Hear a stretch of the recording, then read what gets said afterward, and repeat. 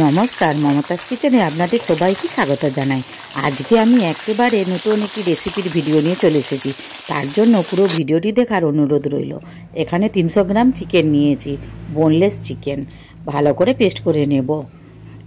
এই চিকেন দিয়ে যে রেসিপিটা বানাবো তার জন্য আপনারা কিন্তু ভিডিওটি সম্পূর্ণ দেখবেন, ক্লিক করবেন না। এখন আমার চিকেনটি পেস্ট করা হয়ে গেছে, একটি পাত্রে ঢেলে নিচ্ছি। ওই চিকেনের সাথে আমি একটু বাঁধাকপি বনিয়ে রেখেছিলাম, বাঁধাকপি দিয়ে দিচ্ছি, আর পেঁয়াজ কুচি দিচ্ছি, আর স্বাদ মতো লবণ দিয়ে দেব, আর হলুদ দেব, জিরে গুঁড়ো, ধনে গুঁড়ো, আর লঙ্কা গুঁড়ো। এখানে কাশ্মীরি লঙ্কা গুঁড়ো দিয়েছি। এখানে আমি কাঁচা লঙ্কা আর চিলি ফ্লেক্স দিচ্ছি, সেই হেতু আমি লঙ্কা গুঁড়ো দিচ্ছি না। ঝালটা আপনারা আপনাদের পছন্দ মতো দিবেন। এখানে আমি 1 চামচ ভিনিগার আর 1 চামচ সোয়া সস দিচ্ছি। আলু আমি আগে থেকেই সেদ্ধ করে রেখেছিলাম, দেখুন কোথায় কোথায় ভুলে গেছি, আদা রসুনের পেস্টটাই দেওয়া হয়নি। এখানে আমি 1/2 চামচ আদা রসুনের পেস্ট আর অল্প ধনেপাতা দিয়ে দেব, দিয়ে খুব ভালো করে মেখে নেব। মেখে একপাশে সরিয়ে রাখি। তারপরে আরেকটি পাত্র নিয়ে ওর মধ্যে 2 বাটি ময়দা দিয়ে দেব। আমি এখানে ময়দা দিয়ে করছি, আপনারা ওখানে আটা দিয়েও করতে পারেন।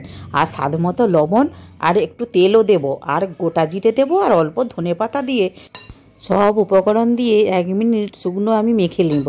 তারপরে অল্প অল্প জল দিয়ে একটা আমি রো বানিয়ে নেব। আসলে কি বলুন তো, আজকে আমি চিকেনের কচুরি বানাবো। অনেক রকমের তো কচুরি আপনারা খেয়েছেন, একবার হলেও আমার মতো করে বানিয়ে খেয়ে দেখবেন। সত্যি একবার খেলে বারবার বানাতেই মন চাইবে। ময়দাটা আমি একটু নরম করেই মেখেছি, 5 মিনিট রেস্টে রেখে দেব। এখন আমার রোটি 5 মিনিট রেস্ট রাখা হয়ে গেছে। এখন ওই রোয়ের মধ্যে 1/2 চামচ বেকিং পাউডার আর অল্প তেল দিয়ে একটু ভালো করে মেখে নেব। ময়দার রোটা খুব একটা শক্ত করলাম না, একটু নরমই করেছি। নরম করলে কি বলুন তো, খুব ভালো করে পাকানো যায়।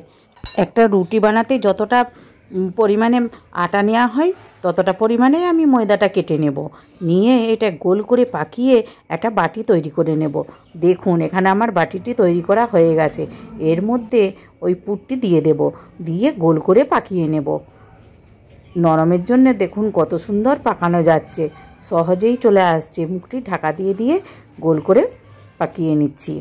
আমি কিভাবে বানাচ্ছি আপনারা দেখে নিশ্চয়ই বুঝতে পারছেন।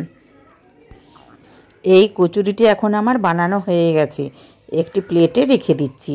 ওই একইভাবে আমি সব কচুরিগুলি বানিয়ে নেব। আজকের রেসিপিটি আপনাদের যদি ভালো লাগে একটা লাইক করার অনুরোধ রইল, আর প্লিজ সাবস্ক্রাইব করবেন।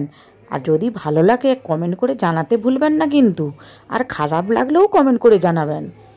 এখন দেখুন আরও একটা পাকানো হয়ে গেছে, এটিও একইভাবেই পাকিয়ে নিয়েছি। এইভাবে আমি সবগুলি পাকিয়ে নেব। আর যদি ইউটিউব থেকে দেখেন ফলো করবেন, আর অবশ্যই একবার আমার মতো করে বানাবেন। আর যদি বানিয়ে ভালো লাগে আত্মীয় স্বজনদের সাথে অবশ্যই শেয়ার করবেন।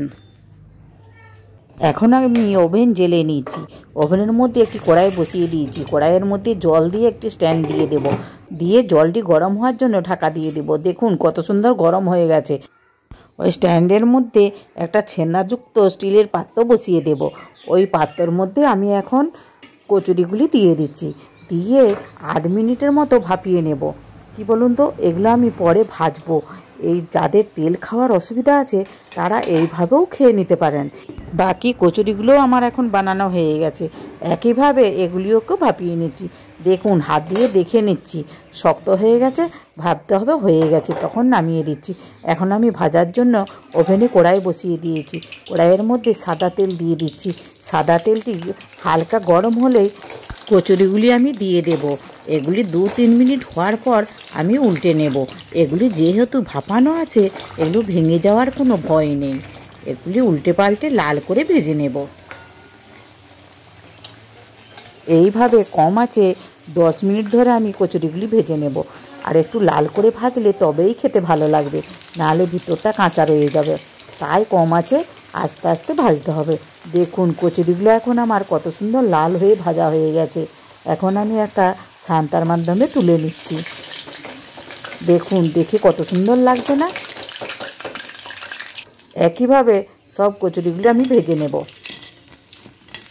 দেখুন কচুরিগুলো এখন কত সুন্দর লাগছে না? এইভাবে আপনারা বাচ্চাদের টিফিন বক্সেও দিতে পারেন। বড়দেরও টিফিন বক্সে দেওয়া যেতে পারে।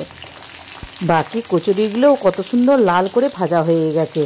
ওই উল্টে পাল্টে 10 মিনিট ধরে আমি ভেজে নিয়েছি। এখন আমি একটু ছান্তা দিয়ে তুলে নিচ্ছি। এগুলিও আমার খুব ভালো ভাজা হয়ে গেছে। এখন আমি একটা চাটনি তৈরি করব। তার জন্য একটি মিক্সি নিয়ে নিয়েছি।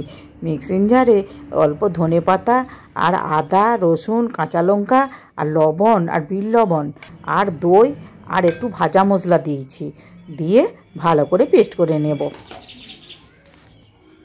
দেখুন এখন ধনেপাতার চাটনিটি আমার তৈরি করা হয়ে গেছে। এইভাবে চাটনিও বানিয়ে খেয়ে দেখবেন, খুব সুন্দর খেতে লাগে। এখন আমি ধনেপাতার চাটনি আর টমেটো সস দিয়ে পরিবেশন করব। দেখুন কত সুন্দর লাগছে। আর ধনেপাতার চাটনি দিয়েও খেতে যেমন ভালো লাগে, আর সস দিয়ে খেতেও খুব ভালো লাগে। সত্যি অসাধারণ হয়েছে, যেন মুখে লেগে থাকার মতো। আপনারা এগুলো বিকালের জলখাবার হিসাবেও বানাতে পারেন। 1 প্লেট নিয়ে বসলে কখন অনায়াসে ফুরিয়ে যাবে ভাবতেই পারবেন না। ভিডিওটি শেষ পর্যন্ত দেখার জন্য ধন্যবাদ। আবার দেখা হবে নতুন কিছু রেসিপির ভিডিও নিয়ে মমতাজ কিচেনে। আপনারা ভালো থাকবেন, সুস্থ থাকবেন। এখন আমি ভিডিওটি শেষ করছি। ধন্যবাদ।